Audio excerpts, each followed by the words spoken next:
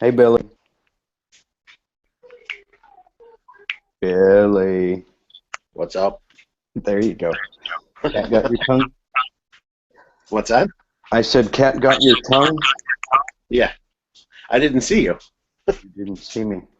My phone, for whatever reason, it shows my picture frozen, but yours is the tiny little one by one that's moving around. So Hmm. weird. Cool, man.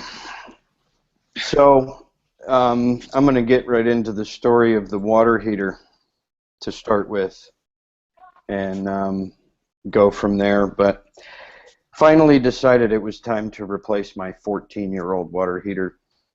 I was having issues with hot water upstairs, and I did a little bit of I put some video together, but I probably won't post it until I'm actually done with the whole debacle. But Okay. I did a water temperature test coming out of the shower head on the second floor, um, and I think it was 109 degrees, wasn't it?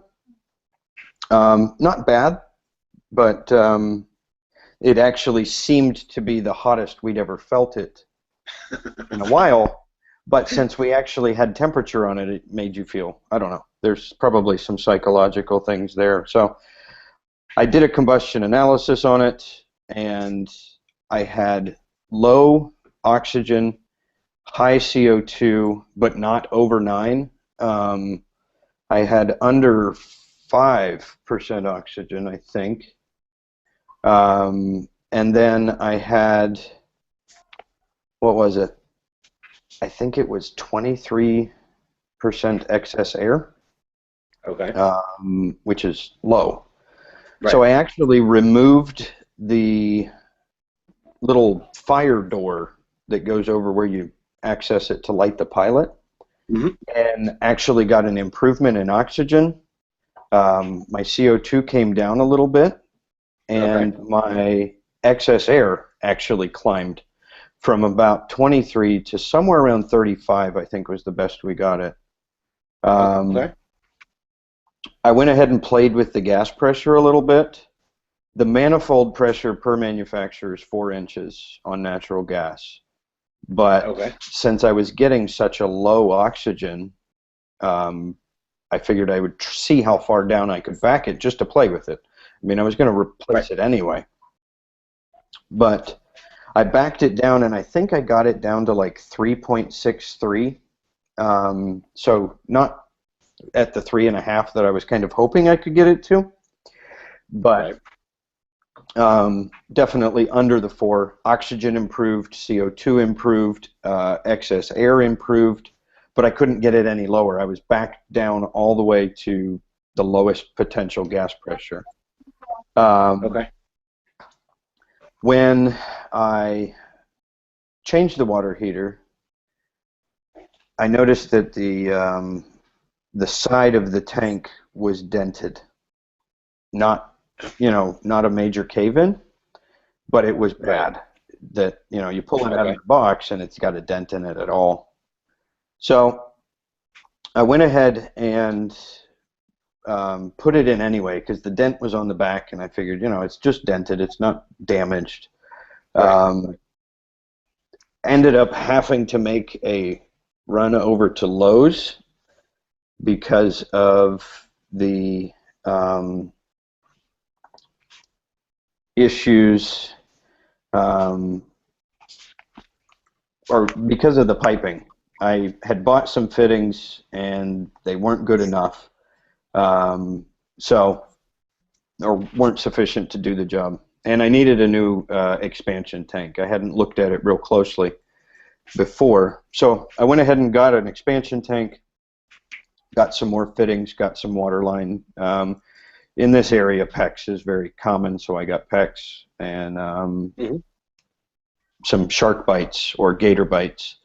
Um, I just don't see the sense in me spending time trying to solder water lines in copper when I can do it faster with shark bites. And if something goes wrong, I only have myself to blame, so no big deal. Sure. Sure. Um, right.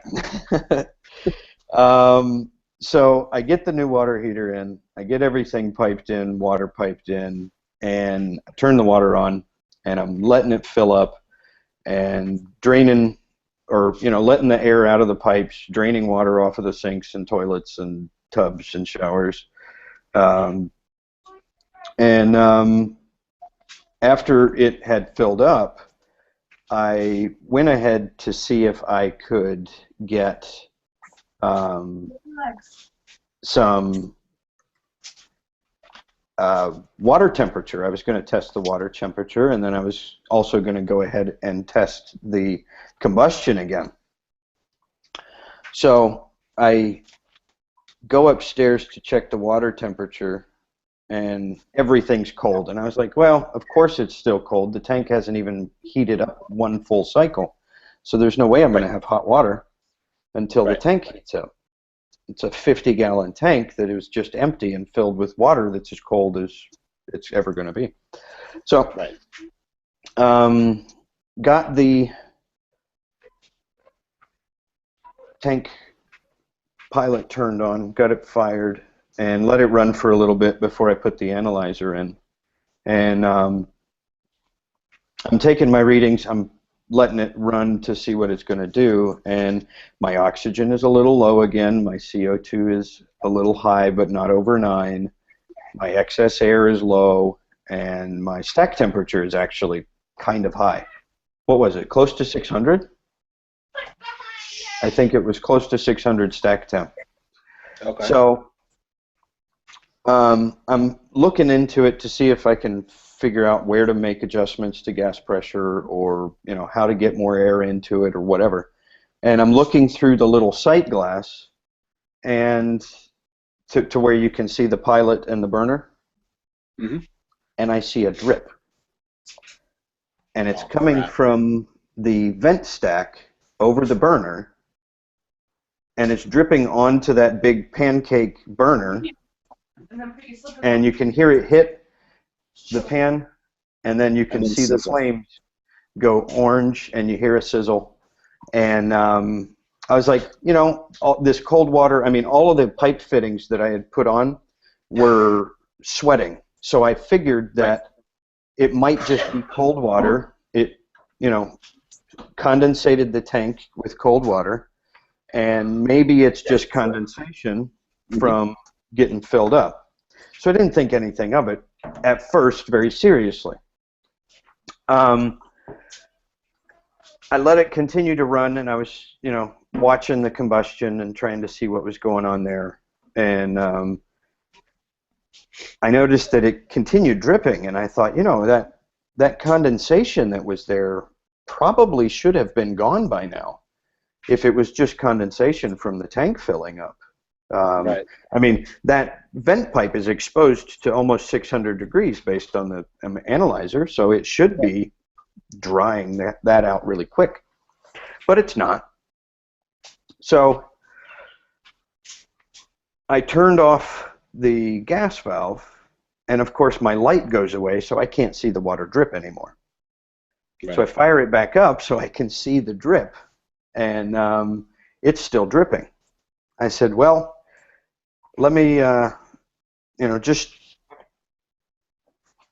let this tank warm up so that we can get a hot shower, and we'll be fine. It's not very fast. It's not a very quick leak, but I'm pretty sure it is a leak now. So I'm getting everything put back together, putting the water hose away from where I had drained the tank originally, and I noticed that there is water underneath the water heater on the little 20-inch stand, and that obviously that is a leak. It's internal on the vent pipe, and now I just wasted my whole day. Well, I slept half of the day, but I wasted half of the day installing a water heater that's broken.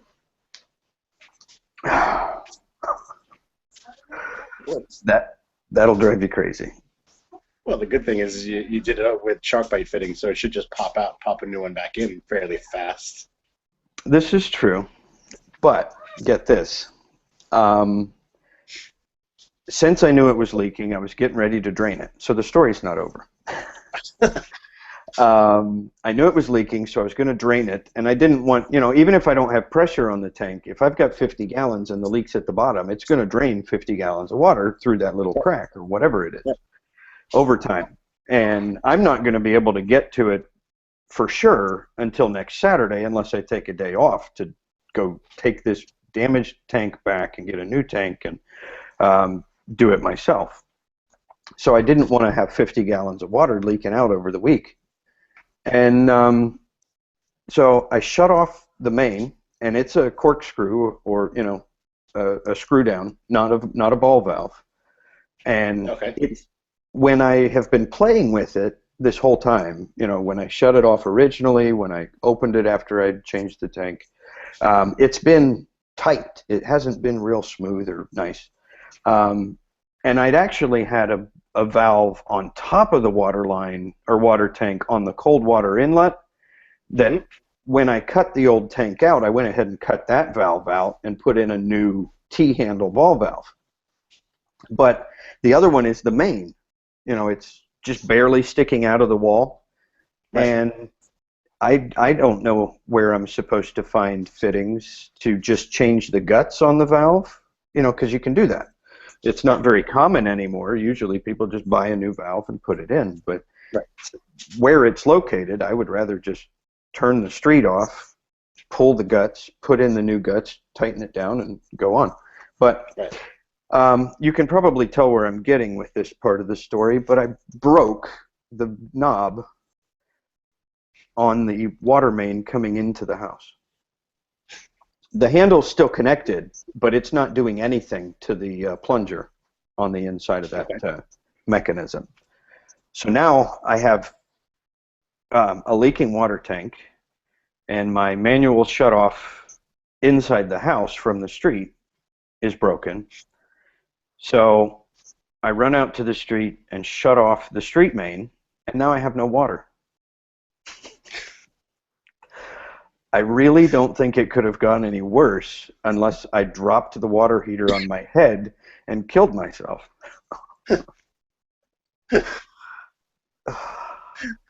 Well, you could have broken the main, filled the basement, or wherever. Yeah. Is yours in the attic or is it in the basement? Thankfully, it's only in the garage. Oh, okay. So at least you wouldn't have dropped in the basement. Right. I wouldn't have dropped the ceiling out of the attic or flooded the basement with 8 feet of water. Yeah, so there's the water heater gone bad. Let's see here. Now, how much space do you have between the wall and the main valve coming in? Very, very little. The valve and the wall, I mean, the water heater sits in a corner. It might be a 24-inch wide closet-like space. There's a steel stand under it, so it stands about 20 inches off the floor. And then the water main comes in on the wall to the left if you're facing the water heater. There's a main shutoff. There's a shutoff for the outside hose bibs. And then there's the, what is it? I think it's what Steve and Justin constantly call the feeder. I think there's some kind of it's that cone-shaped thing that Steve and Justin always call feeders. Feeder valve. But it's very close to the wall. It's all wrapped in insulation. It's between the wall and the water heater. Not impossible to get to, but it's going to be one that it's much better to just change the guts than it is to try to change the whole valve. If it's piped in with PEX rather than hard pipe, it might not be too bad. Right. But to get a PEX fitting out, you usually have to cut the pipe and then cut the bands so you can put a new piece of pipe and put a new valve in. And I don't have all the tools for PEX band cutting and everything else. Right. Fun. Yeah, so I'm contemplating whether I need to go to work tomorrow or if I need to stay home and fix my water heater, replace it again. And it's funny, John Israel told me that I needed to get rid of this piece of junk and go buy a ream. The tank I took out was a ream. And it's kind of painful to read or think about his comment when I bought this Bradford White and now it's leaking, brand new. Well, it does have a dent in it, so it's, Yeah, something came loose. yeah, Because I like the Bradford Whites. I yeah, I would definitely do one in my house if I had a gas water heater, but I don't have an electric, so yeah. um, Why is this beeping like that? Stop.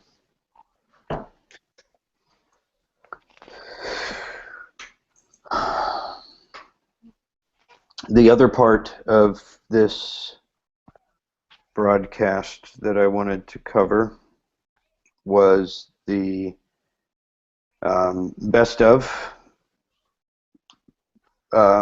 best of best editing. Was it? How was it termed? Best editing, best channel editing, whatever it was, on the Google Plus community vote. I know I caused a little bit of trouble by getting the rest of my viewers to come in and try to vote for me initially, but I didn't think that it was closed. I figured it was open to people that watch you. But anyway, wanted to say thank you to the community for the votes that put me in the winning for the best editing, and congratulate Emin on his Rookie of the Year and Steve Lav for Channel of the Year. I know Lav puts a lot of work into his videos, and the community spoke, and that's where he pulled through. So congratulations to Steve Lav. Congratulations to Emin. My condolences to Billy and Justin, and I don't remember who else was runner-up in the Rookie of the Year. Solary Durr was another one that was nominated. You guys are definitely doing great, great entry-level videos. Great videos. I shouldn't even say entry-level that's what I was because gonna say. Hey, entry level, come on. you guys are doing great videos, and your learning curve for it is very very steep. You guys have been doing great in such a short time, and you deserve to be recognized. Maybe next year in the drawing we'll do another one, and people will. You may even hit Channel of the Year if you're rookie. If you continue your rookie status. Why in the heck am I getting this notification? Stop. Hold on. Guess I need to upgrade something.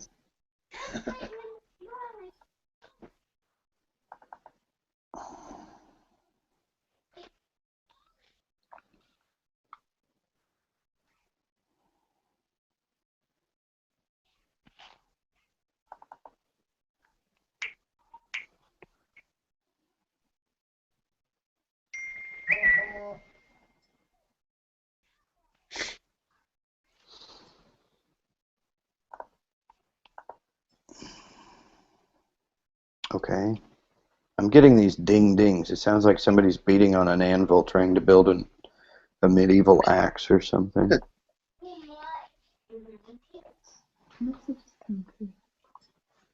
Is it people trying to get in, or how does that work? I don't know. It says I need to upgrade some plugin or whatever, so I'm working on that. And then we'll see.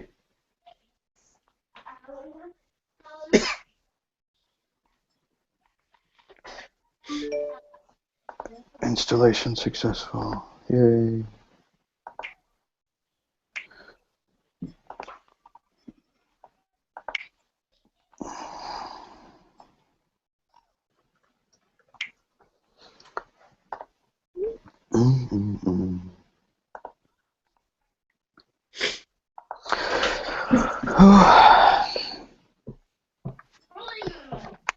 So, I don't think there's a whole lot else to discuss, and I'm not getting a whole lot of the invitations that I've sent out. People are busy. I guess I should have previewed a little bit farther ahead, but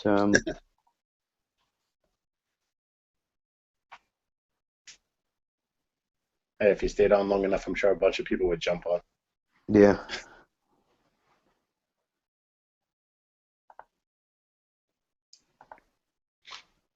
Well, maybe we'll hang out for a minute, but actually, you know what? I can't. I just realized I can't.